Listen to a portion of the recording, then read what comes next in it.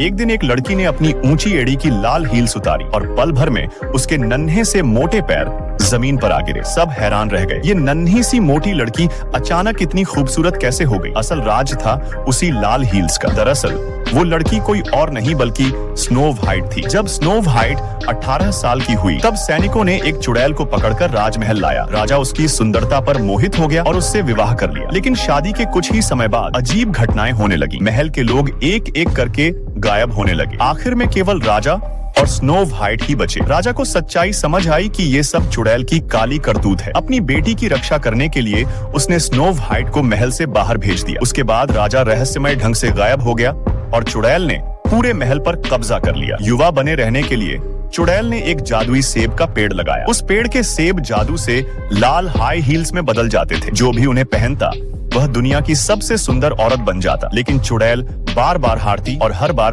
अपनी भड़ास बेचारी नन्ही बंदरियां पर निकालती। पिछली रात स्नो व्हाइट चुपके से महल पहुंची और उस जादुई पेड़ को खोज लिया। जैसे ही वह सेब लेने वाली थी चुड़ैल वहां आ गई और अचानक तेज रोशनी फैली। स्नो व्हाइट ने लाल जूते पहन लिए और पल भर में रूपवती युवती बन गई। वह तुरंत वहां से भाग निकली और जूते के साथ चुड़ैल के महल से दूर निकल गई। भागते भागते वह नन्हे से बंदरों के घर पहुंची। उन्होंने पेड़ पर लाल हील देखी तो समझा जैसे कोई चोर घुस आया हो। गुस्से में उन्होंने दरवाजा धक्का देकर खोला, लेकिन अंदर स्नो व्हाइट थी। बंदरों ने सोचा कि इस सुंदर युवती को जीतने के लिए वे भोजन और हीरे देंगे, लेकिन स्नो व्हाइट को इनमें कोई दिलचस्पी नहीं थी। उसे तो सिर्फ अपने पिता की तलाश थी और पिता तक पहुंचने का रास्ता तभी मिलेगा जब वह 7 योद्धाओं को ढूंढ ले। उसे पता नहीं था कि वही छोटे छोटे बदसूरत दिखने वाले लोग असल में वही 7 राजकुमार थे जिन्होंने कभी एक भयंकर अजगर से राजकुमारी की रक्षा की थी। लेकिन गलत फहमी में राजकुमारी ने उन्हें चुड़ैल समझ लिया और श्राप दे दिया। उस श्राप से वे बदसूरत छोटे आदमी बन गए और उस श्राप को तोड़ने का एक ही उपाय था, सच्चे प्यार की चुंबन। इसी बीच स्नो व्हाइट ने